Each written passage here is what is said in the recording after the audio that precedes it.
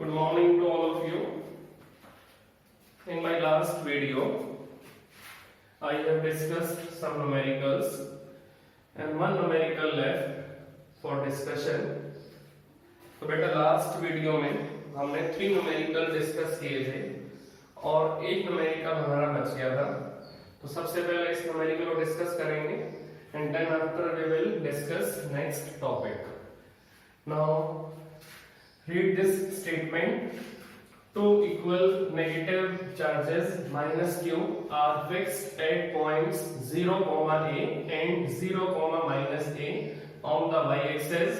A positive charge capital Q is released from rest at the point 2a, 0 on the x-axis.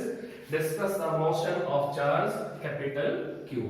तो सबसे पहले हमें coordinate system draw करना पड़ेगा और कोऑर्डिनेट सिस्टम में हमारे पास कितने एक्सिस हैं x एंड y.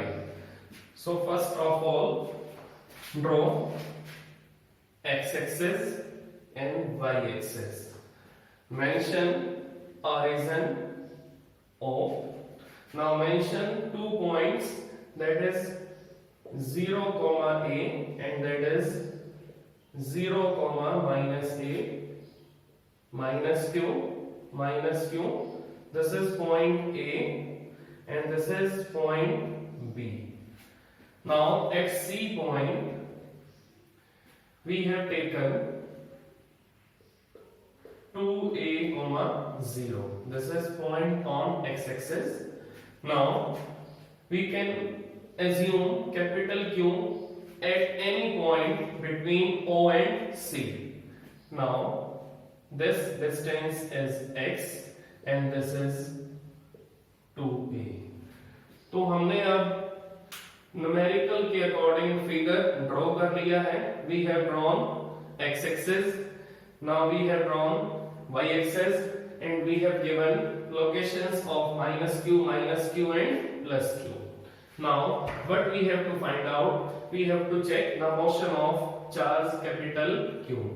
तो अब हमें सबसे पहले ये चेक करना है कि अगर कैपिटल Q मोशन में आएगा तो मोशन में आने के लिए उसको किसकी रिक्वायरमेंट है, दैट इज फोर्स. तो अगर फोर्स ये फील करेगा तो मोशन में आएगा, अदरवाइज ये मोशन में नहीं आएगा. अब चेक करते हैं कि इसके ऊपर फोर्स कहां से आएगा. चेक करते हैं इसके ऊपर फोर्स कहां से आएगा. अब ये प्लस कैपिटल Q है और ये माइनस Q है, तो टारगेट हमारा प्लस कैपिटल Q है. तो सबसे पहले इस पर अटैक कौन करेगा, माइनस Q, और इसका अटैक कैसा होगा, दैट इज अट्रैक्टिव.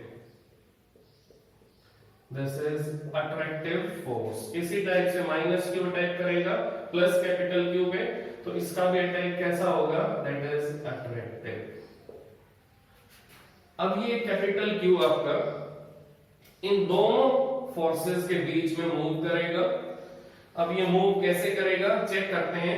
ये वाला अट्रैक्टिव फोर्स x एक्सिस के साथ कितना एंगल बना रहा है, दैट इज थीटा.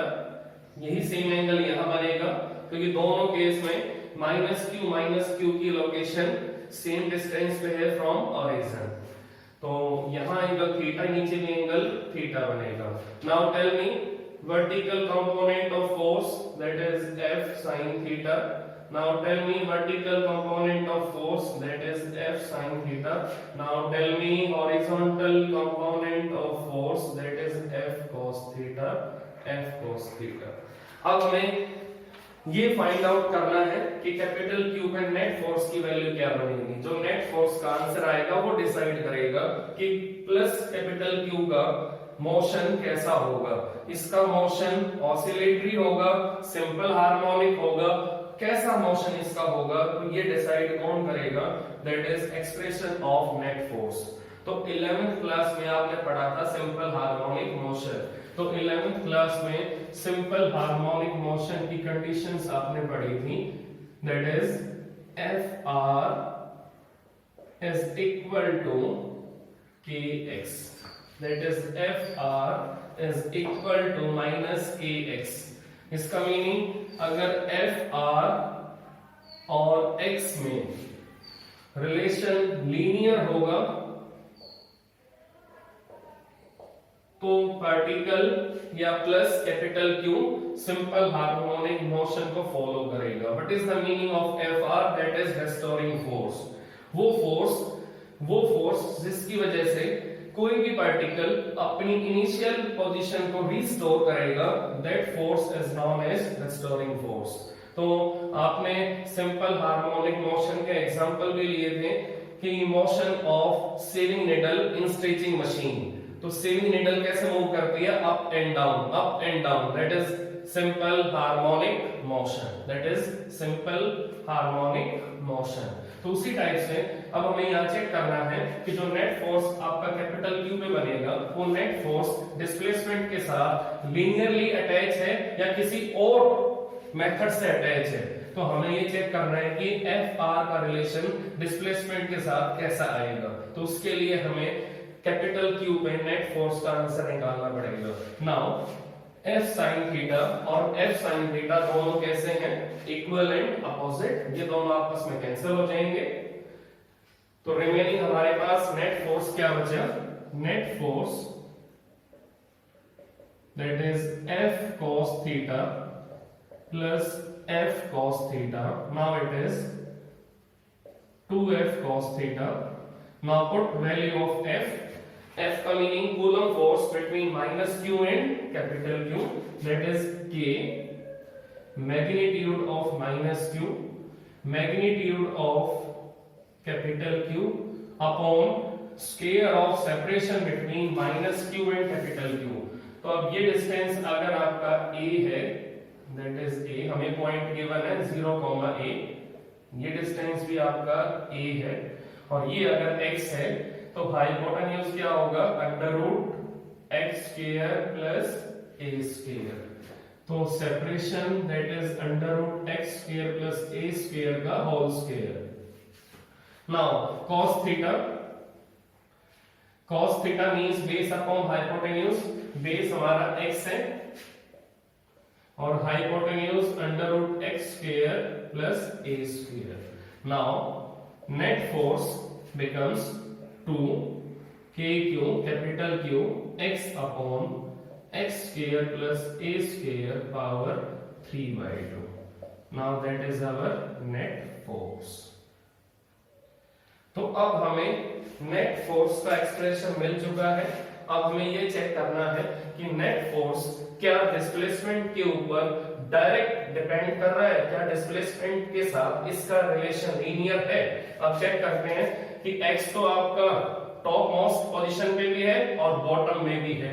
इसका मीनिंग x आपका दोनों जगह है, ऊपर भी है और नीचे भी है। अगर ये खाली ऊपर होता तो इसका मीनिंग क्या है कि F नेट आपका डिस्प्लेसमेंट के साथ लीनियरली अटैच होता है, लेकिन यहाँ पर नेट फोर्स आपका x स्क्वायर के साथ भी अटैच है और x के साथ भी अटैच है। इसका मीनिंग यहाँ पर नेट फोर्स आपका डिस्प्लेसमेंट पे लीनियरली डिपेंड नहीं कर रहा। F net does not depend on x by linear relation. इसका meaning F net does not depend on x by linear relation. It means F net does not have linear dependence on displacement. It means capital Q does not have simple harmonic motion. तो conclusion क्या निकला? capital Q does not have simple harmonic motion. तो capital Q का simple harmonic motion possible नहीं है। It may have oscillatory motion but it does not have simple harmonic motion. तो हमने F net का जो फार्मूला मिला उसके ऊपर हमने कंडीशन किसकी लगाई? सिंपल हार्मोनिक मोशन की। सिंपल हार्मोनिक मोशन की डेफिनेशन क्या होती है? When a particle is moving to and fro about mean position in fixed direction then it is known as simple harmonic motion. तो एफ आर अगर direct relation बनाएगा displacement के साथ, then we can have simple harmonic motion of capital Q, otherwise it may have oscillatory motion, it does not have simple harmonic motion. Now this is all about this numerical. Now take next topic, that is take next topic, charges in continuity. Next topic is charges in continuity. Charges in continuity. अब check करते हैं charges in continuity. हमने last time discuss किया था in quantization of charge, that is quantization is possible in microscopic scale. इसका meaning discreteness, discrete behavior, discrete arrangement of charges is possible in microscopic scale. But अगर हमारे पास charges continuity में है या large scale में है, तो वहां पर डिस्क्रीटनेस या क्वांटाइजेशन पॉसिबल नहीं होगा. So whenever we have charges at macroscopic level, then we have continuity in arrangement of charges.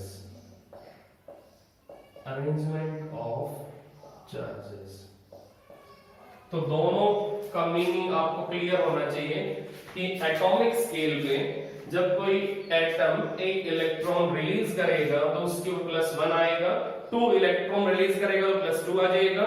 तो उस केस में, उस माइक्रोस्कोपिक स्केल में हम क्वांटाइजेशन को इजीली एक्सेप्ट कर सकते हैं. बट जहां पर मैक्रोस्कोपिक स्केल होगा, जहां पर छोटे से एरिया में लार्ज नंबर ऑफ इलेक्ट्रॉन्स होंगे, जहां छोटे से स्पेस में लार्ज नंबर ऑफ इलेक्ट्रॉन्स होंगे, तो वहां पर स्केल आपका मैक्रोस्कोपिक हो जाएगा. वहां पर हम क्वांटाइजेशन को एज्यूम नहीं कर सकते, वहां पर हम क्वांटाइजेशन ऑफ चार्जेस को हम एक्सेप्ट नहीं कर सकते. तो अब हम इसका एग्जांपल ले लेते हैं. सपोज कर लो कि हमारे पास एक कंडक्टिंग वायर है और इसके सरफेस पे यूनिफॉर्म डिस्ट्रीब्यूशन है चार्जेस का. इसके सरफेस पे यूनिफॉर्म डिस्ट्रीब्यूशन है चार्जेस का. तो अगर हम इस वायर की टोटल लेंथ मेंशन करें तो दैट इज कैपिटल L, और अगर हम इसका एक स्मॉल पोर्शन ले लें लेंथ का, दैट इज dl, तो इस dl पोर्शन ऑफ लेंथ में we have large number of electrons. तो अगर हम किसी कंडक्टिंग वायर के सरफेस पे चार्जेस को यूनिफॉर्मली डिस्ट्रीब्यूट करेंगे, तो अगर मैं स्मॉल पोर्शन लूंगा लेंथ का, तो स्मॉल पोर्शन में we have large number of electrons. So in this continuity of charges we can not take discreteness or quantization of charges. So here we need to accept continuity of charges in arrangement. तो अब charges आपके continuity में कितने type से arrange हो सकते हैं, ये हमें यहाँ डिस्कस करना है. तो उसके लिए हमारे पास 3 केसेस हैं. Number 1, line charge distribution, that is an one-dimensional frame. So whenever charges are distributed along surface of conducting wire, then we have charges in one-dimensional frame. Now total length of wire is capital L. और हमारे पास एक test charge है, that is Q0. तो हमने इस uniformly charged thin wire के पास में एक प्लस क्यू नॉट एज्यूम कर लिया। प्लस क्यू नॉट का meaning test charge, that is only for testing of force of this uniform distribution of charge. Now we can take small length of wire, that is dl. Now in small length of wire how much charge will be present, that is dq. Now distance between small length of wire, that is r.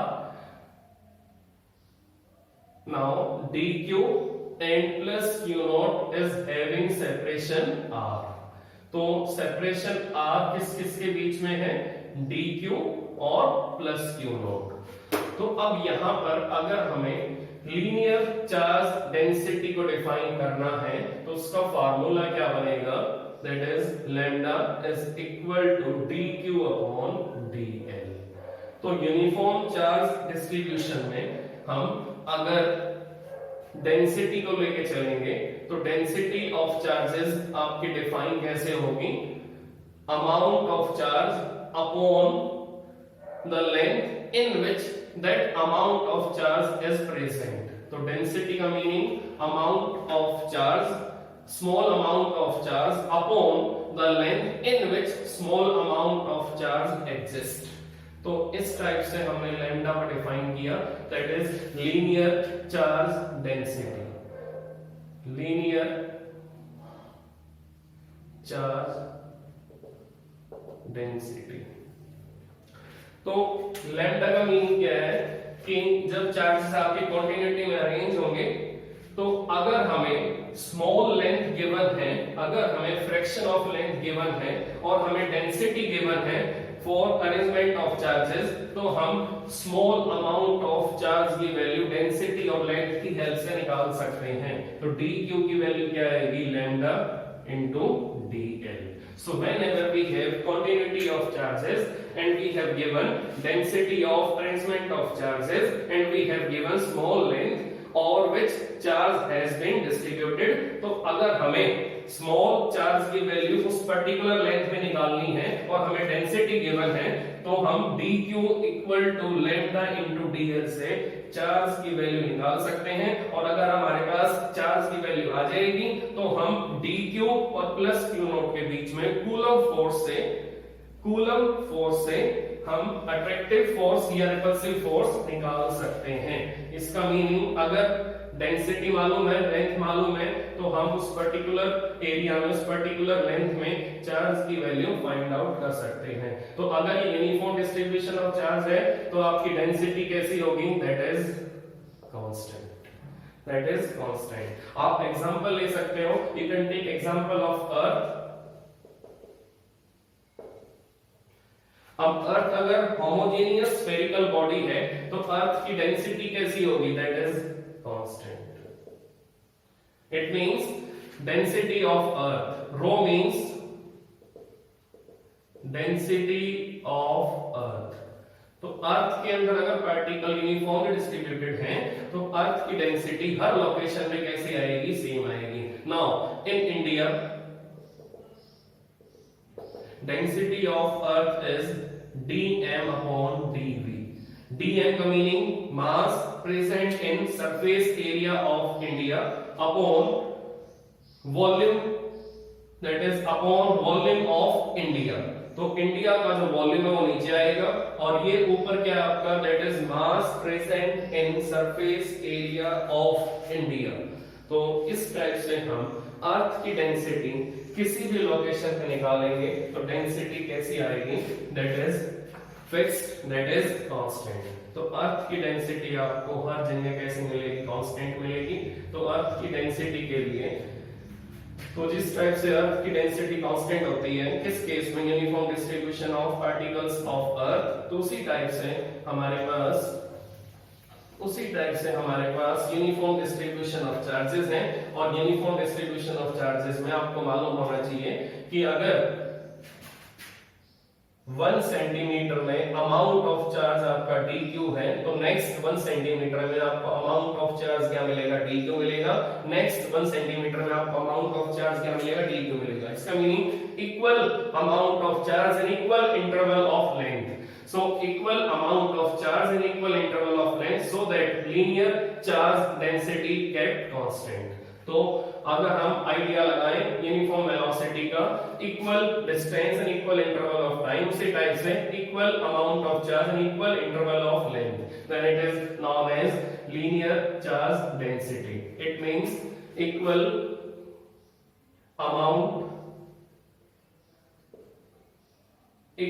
amount of charge in equal interval of length so that lambda is constant। तो अगर equal amount of charge आपको equal interval of length में मिलेगा, so that we have constant linear charge density. तो lambda की value क्या आएगी, lambda is equal to dq upon dl। तो जिस टाइप से वेलोसिटी आपकी कांस्टेंट आती थी, that is dx upon dt, उसी टाइप से लैम्डा भी आपका कांस्टेंट आएगा, that is dq upon dl। So lambda को डिफाइन कैसे करोगे आप, whenever we have equal amount of charge in equal interval of length, then it is known as uniform linear charge density। So lambda means uniform linear charge density। तो अब हम coulomb force कैसे निकालेंगे वो check करते हैं। Let us consider to dimensional frame. अब to dimensional frame के अंदर हमारे पास इस टाइप से एक वायर है जिसपे यूनिफॉर्म डिस्ट्रीब्यूशन है चार्ज का, और हमारे पास एक टेस्ट चार्ज है Q0 जिसका डिस्टेंस कितना है फ्रॉम ऑरिजिन r1। r1 का meaning position vector of Q0। इसी टाइप से आपको यहाँ dl एज्यूम करना है, और dl का डिस्टेंस कहां से लेना है, from origin, that is r2। तो r2 किसका पोजीशन वेक्टर है, स्मॉल लेंथ dl जिसमें चार्ज की वैल्यू क्या है, dq। So r2 is position vector of dq। अब इन दोनों के बीच में separation that is capital r, sorry small r। Now अब हमें ये मालूम है Q0 और dq के बीच में कितना सेपरेशन है, that is r।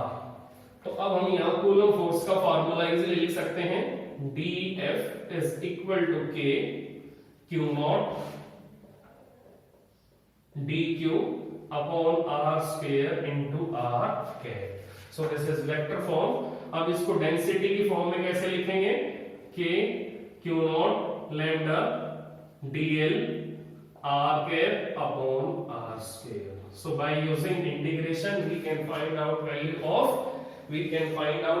of force between complete length of wire and test charge plus Q0। तो इस टाइप से हम लीनियर चार्ज डेंसिटी को प्रैक्टिकली यूज करते हैं, और इसका सिग्निफिकेंस ये है, whenever we have continuity of charges and we are not able to count number of charges, then we can take help of linear charge density. जैसे अर्थ की density constant होती है, तो उसी टाइप से यूनिफॉर्म डिस्ट्रीब्यूशन ऑफ चार्ज में linear charge density भी आपकी कांस्टेंट होगी। तो उसी टाइप से अब हम इसको टू डायमेंशनल फ्रेम में चेक करेंगे। This is all about one dimensional frame. Then number 2 distribution is surface charge distribution. Number 2 distribution is surface, number 2 distribution is surface charge distribution। Now whenever we have uniformly charged sphere,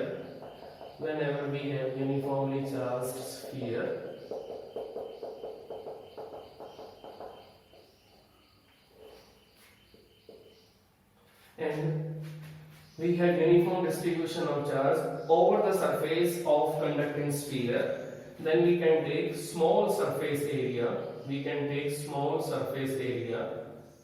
in which we have small amount of charge, that is dq, and small surface area, that is ds.